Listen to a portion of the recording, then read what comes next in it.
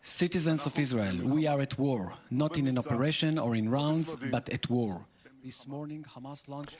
That, of course, is the Israeli Prime Minister Benjamin Netanyahu vowing vengeance after Hamas militants attacked Israel in a shocking attack. Reports from Israeli media out just this morning saying now at least 600 Israelis have been killed and thousands more have been injured. Terrorists launched thousands of rockets and took men, women, and children hostage in the surprise attack. Netanyahu this morning promising to use all the might of Israel's military to win the war, saying, quote, the price will be unbearably high. President Biden condemning the attack and pledging support for Israel. The United States stands with the people of Israel in the face of these terrorist assaults. Israel has the right to defend itself and its people, full stop. There's never justification for terrorist attacks. And my administration's support for Israel's security is rock solid and unwavering.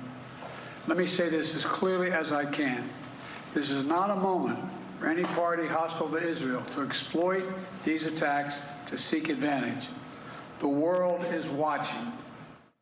Of course, the war in Israel now raises questions about U.S. involvement in potential broader conflict. We want to welcome back into our program this morning Democratic Congressman Glenn Ivey of Maryland and a member of the Homeland Security Committee. Congressman, thanks for being with us this morning. Obviously, a lot of people, when they look at what happened yesterday in Israel and what is still happening this Sunday morning, have to be wondering about the security here in the U.S. We are hearing reports throughout the region that security is being increased amongst Jewish houses of worship and places of gather. Homeland Security obviously has been monitoring concern about lone wolf attacks.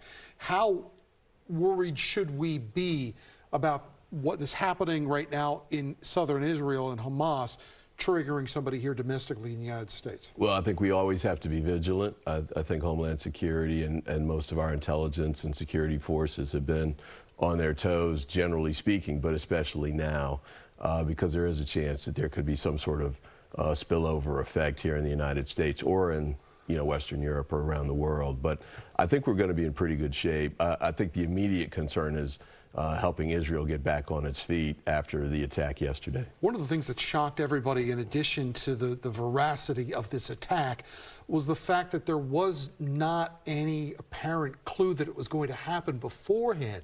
Are there questions to be asked in Congress right now about what the United States intelligence operations were doing as far as informing Israel about a possible threat? Well, I think there's going to be a lot of review, certainly at the Israeli front, about their intelligence systems, because as you just said, they didn't get any kind of information or heads up, apparently, that this might be coming. And certainly we have to review what our intelligence forces came up with as well. Hindsight's 20/20, but I think that the immediate piece, though, yes, we need to review that. Yes, Israel does as well, but we really need to get up on the curve here with respect to what's happening with the retaliations that Israel's launching and how other their surrounding countries may respond. Now, the president is obviously saying the United States is going to support Israel. You would imagine that's going to take the form of some kind of, financial military aid to bolster their security. However, absolutely, as they say, this could not come at a worse time on the Hill right now, because you don't have a Speaker of the House after what happened with Kevin McCarthy being ousted a couple of days ago. So is Congress in a position right now where they can move on any of this, or are you just frozen in the ice right now until this speakership question is settled? Well, for military and foreign affairs, the executive takes the lead. So the president's already gotten out and made statements yesterday, and he's called Netanyahu, and I think we're moving forward on that in the right way. Congress needs to get going regardless of this, but one way or even before this, I think, it's up to the Republicans to pick a speaker as soon as possible so we can get back to work. There was some talk that came out of the McCarthy world, was that former Speaker Nancy Pelosi had pledged some kind of Democratic support that would have kept McCarthy in that job. Had you heard about any of that? Were there any discussions on your Democratic side to step in and save Kevin McCarthy at the last moment? I hadn't heard about that until I heard that from McCarthy. And by the way, I don't know that I've heard Ms. Pelosi confirm that yet. She said it didn't happen. Oh, well, there you go. And, you know, really, we had a long track record with Kevin McCarthy anyway during his term as Speaker. I think, you know, I'll just say it quickly this way. Democrats had concerns about their ability to trust statements that he made. There were many Republicans that had the same concerns. I don't recall ever seeing a speaker that had those kinds of concerns on both sides in Congress.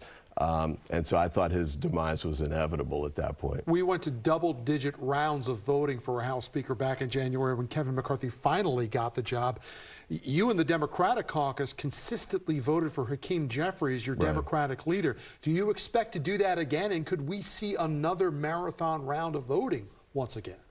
Yeah, I would think that we'll continue to vote for Hakeem Jeffries. I think he's done an outstanding job, and to the extent actually the House has gotten anything done, it's when Hakeem has stepped in, and we got the debt ceiling bill addressed, and then the government shutdown as well. We've seen a lot of things lately, and that's a mouthful of things we've never seen before. Yeah. How out of the world of a possibility could it be that some Republicans might jump over to your side if they do not prefer Steve Scalise or Jim Jordan, that Hakeem Jeffries could theoretically maybe wind up as Speaker himself?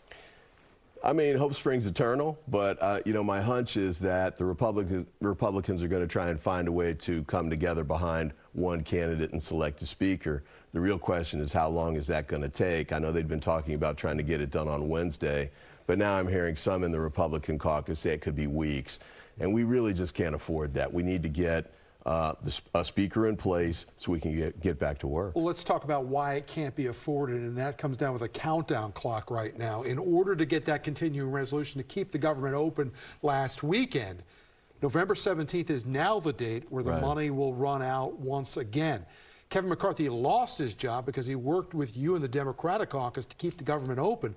How sure are you that November 17th deadline is going to come and a shutdown is going to be unavoidable this time? Well, you know, I don't think Kevin McCarthy lost his job because he worked with us to keep the yeah. Well, that's what he said, but I think he had problems dating all the way back to when he first came in with the 15 votes. But, you know, for example, just the statement there'd be no impeachment inquiry without a floor vote, and then the very next day he launches an impeachment inquiry without consulting the Democrats. That was a problem. The scenario with the debt ceiling was as well. We got to wrap it. You have odds on whether or not we're going to be facing another deadline in November 17th? I think we're certainly going to go up to the line. Whether the Republicans get their act together or not, we'll have to see.